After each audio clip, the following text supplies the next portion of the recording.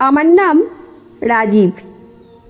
আমি একজন তরুণ এবং আমার বড় ভাই রাহুলের বাড়িতে কাজ করি। ভাই তার ব্যবসার কারণে প্রায় বাড়ির বাইরে থাকেন, আর তার স্ত্রী নিহারিকা ভাবি বেশিরভাগ সময় একা থাকেন। ভাবি ছিলেন অত্যন্ত ভদ্র মহিলা, সুন্দর এবং সদা হাস্য উজ্জ্বল।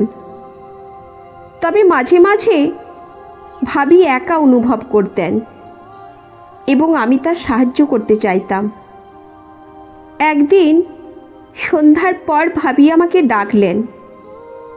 আমি ভাবির কাছে গিয়ে দেখলাম তিনি একটু ক্লান্ত লাগছেন।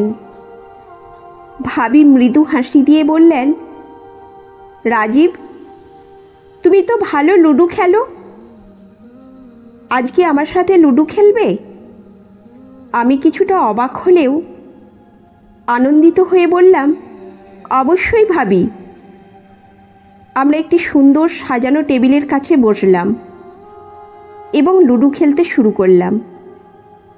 ভাবি খেলায় বেশ মজা পাচ্ছিলেন এবং আমাদের মধ্যে প্রতিযোগিতা চলছিল। আমি ভাবিকে হারাতে পারিনি, তবে আমরা খুব মজা করছিলাম। ভাবি বললেন, রাজীব, তুমি দারুণ খেলো। আমি তো ভেবেছিলাম তুমি জিততে পারবে না। আমি হেসে বললাম, ভাবি, আপনার সাথে খেলতে খুব মজা লাগে। এইভাবে আমাদের লুডো খেলা চলতে থাকলো। রাত যত গড়াতে থাকলো, আমাদের মধ্যে একটা সুন্দর বন্ধুত্বের সেতু তৈরি হতে লাগলো। ভাবি একদিন বললেন, রাজীব, তুমি এখানে আমাদের বাড়িতে থাকছো এবং আমাদের জীবনের অংশ হয়ে উঠেছো। তোমার সাথে লুডো খেলতে পেরে আমি অনেক ভালো বোধ করি। একদিন ভাবির শরীর খারাপ হয়ে গেল।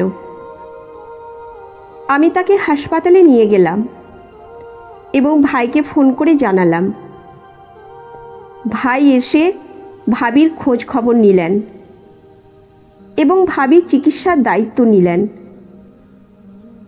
সেদিন থেকে আমি ভাবির প্রতি আরও বেশি খেয়াল রাখার চেষ্টা করলাম। আমি ভাবির প্রয়োজনীয়তার দিকে খেয়াল রাখলাম এবং তাকে প্রয়োজনীয় সাহায্য করলাম। ভাবি প্রায় আমাকে লুডো খেলতে ডাকতেন। একদিন ভাবি আমাকে বললেন, রাজীব, আজকে আমার দিনটা একটু কঠিন ছিল। তুমি যদি আমার সাথে লুডো খেলো তাহলে আমার মনটা ভালো হবে। আমি আনন্দিত হয়ে ভাবির সাথে লুডো খেলতে বসলাম। আমরা মজাদার খেলায় মজে গেলাম এবং ভাবি বললেন, আজকে তুমি আমাকে হারাতে পারবে না, আমি জিতবই। আমাদের মধ্যে হাসি ঠাট্টা চলছিল এবং সেই রাতটি বেশ আনন্দমুখর হয়ে উঠল। সময় চলতে থাকলো এবং ভাবির সাথে আমার সম্পর্ক আরও গভীর হতে লাগলো। আমরা একে অপরের সাথে অনেক গল্প করতাম এবং হাস্য উজ্জ্বল মুহূর্তগুলো উপভোগ করতাম। একদিন রাতে ভাই আমাকে বললেন, রাজীব, আমি আজ রাতে বাইরে যাব, তুমি ভাবির খেয়াল রাখবে। আমি ভাবির সাথে বসে আবার লুডো খেলতে শুরু করলাম। ভাবি বললেন, আজকের খেলা আমি জিতব, তুমি প্রস্তুত তো? আমরা খেলায় মগ্ন হয়ে গেলাম এবং একে অপরকে আনন্দের সাথে হেসে ফেললাম।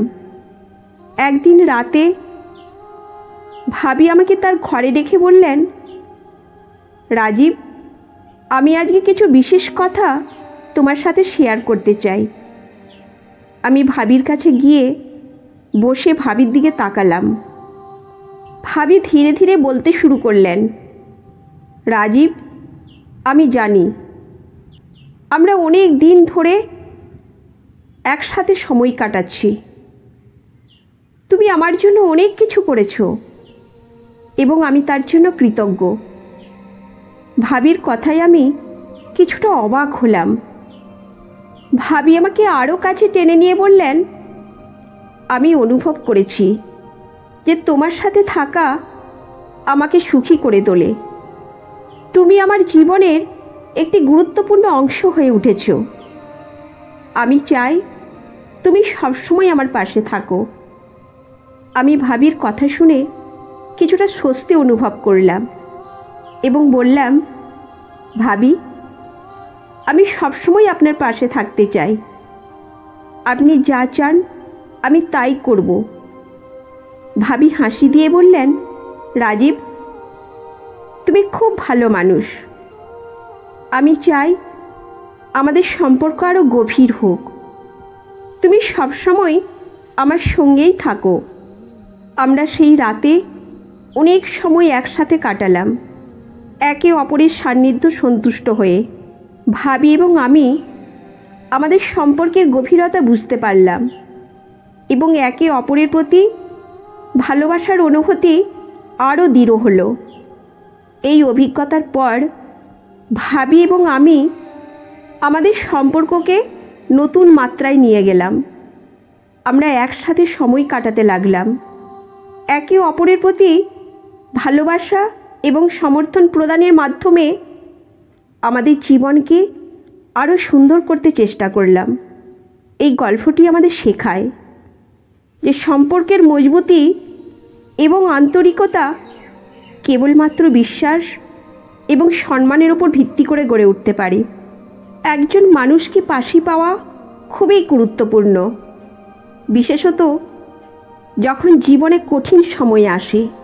তবে সম্পর্কের গভীরতাকে সঠিকভাবে পরিচালনা করা খুব জরুরি। সঠিক মূল্যবোধ এবং সততার সঙ্গে সম্পর্কগুলোকে সম্মান করা উচিত। একটি সুন্দর সম্পর্ক গড়ে তুলতে হলে আমাদের একে অপরের প্রতি সম্মান এবং ভালোবাসা অটুট রাখতে হবে। তাই যে কোনো সম্পর্কের মধ্যে সততা, সম্মান এবং বিশ্বাস থাকা জরুরি, যা সম্পর্ককে দীর্ঘস্থায়ী এবং সুখময় করে তোলে। তো বন্ধুরা, এই গল্পটি যদি আপনাদের ভালো লেগে থাকে তাহলে অবশ্যই চ্যানেলটি সাবস্ক্রাইব করবেন এবং আপনার মূল্যবান মতামত জানাবেন। ততক্ষণ পর্যন্ত ভালো থাকুন, সুস্থ থাকুন। ধন্যবাদ।